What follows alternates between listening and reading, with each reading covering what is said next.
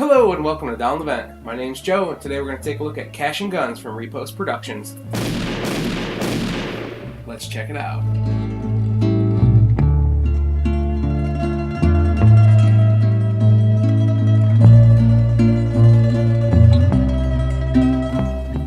Alright, let's go ahead and take a look at how to play Cash and Guns. So here I have the game set up for 6 players. To do that, you're going to give everyone a foam gun. They get to choose a character, put it on a standee. You get 8 cards, 3 of which are bangs, and 5 which are clicks. Everyone starts with the same set of cards. You'll take the damage tokens, you'll just set them off to the side because you're going to need those very soon.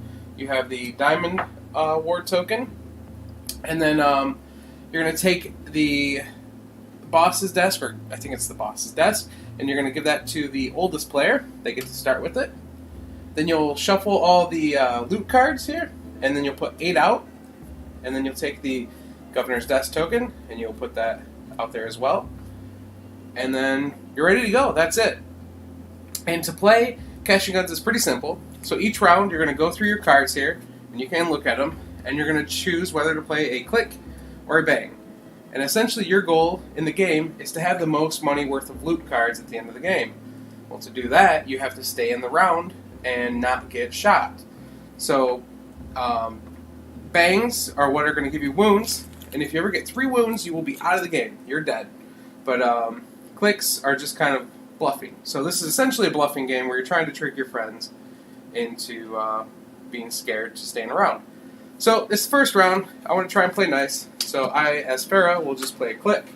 Then let's go ahead and grab a card off the top of everyone else's deck. Like so. Alright.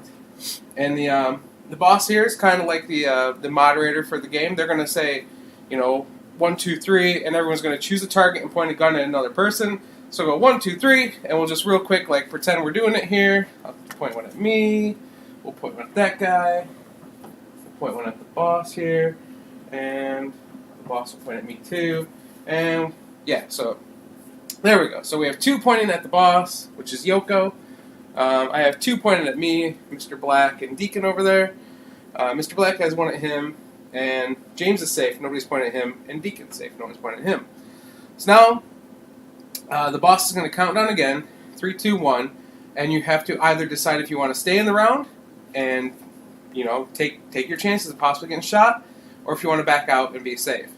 So we'll go 1, 2, 3, and you either have to put your character down like that means you're going out, or you yell Banzai, and you keep holding your gun where you're pointing at.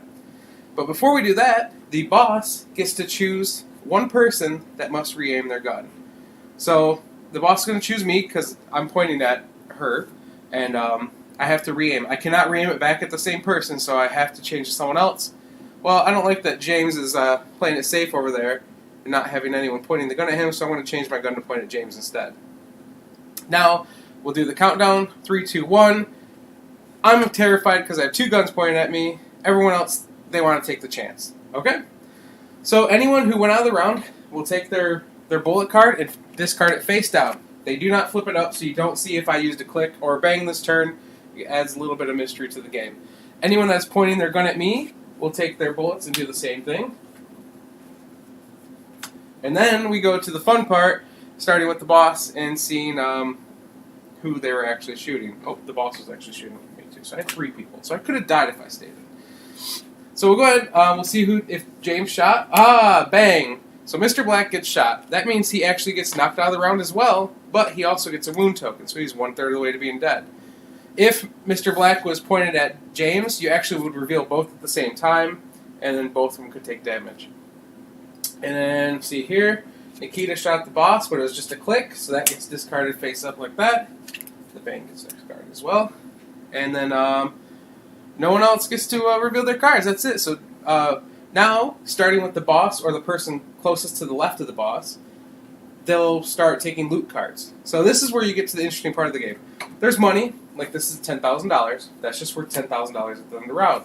There's diamonds, ranging from like 1,000, 5,000, I think, to 10,000 as well. And then there's paintings. So paintings, though, are more valuable the more you have. So as you can see, 1 painting is 4,000, 2 paintings is 12,000, all the way up to, if you have all 10 paintings, it's worth $500,000. But good luck getting that without being killed. And so they just draft these cards now.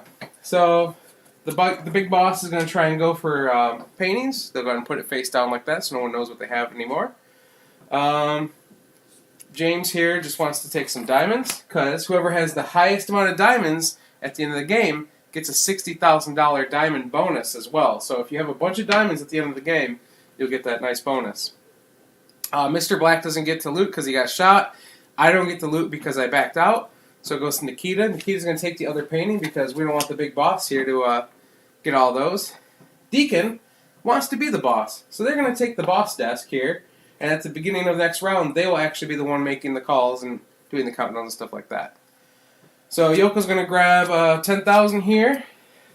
James is going to grab another diamond. 10,000, 5,000, and then back to the boss with 5,000. So the desk will pass over to the boss. That tile goes back out and is available to be taken again next round. And then you put 8 more cards out. 1, 2, 3, 4, 5, 6, 7, 8. Wow, that is a lot of $5,000. It's not a very good round to be in. Everyone will stand their characters back up, and then you do the same thing. Everyone's going to pick a card, point their guns, see who wants to stay and who doesn't, and then just share the loot. You'll play 8 rounds of that, and then you'll total up all your money at the end of the game, and whoever has the most is the best crime mafia person? Yeah. Alright, let's go ahead and head up and see what I think about Cash and Guns. Alright, so what do I think about Cash and Guns? This game is great. It's so much fun because it comes with these foam guns. Like, this isn't something I added. This is what the game comes with. And you get 8 of them, right? And it's a really simple party game that you can play with just about anyone because it's simply choose if you're going to actually shoot or if you're fake shooting. And then you count down, and everyone points their gun at some person at the table. And then you go around taking turns saying you're going to stay in or you're going to go out.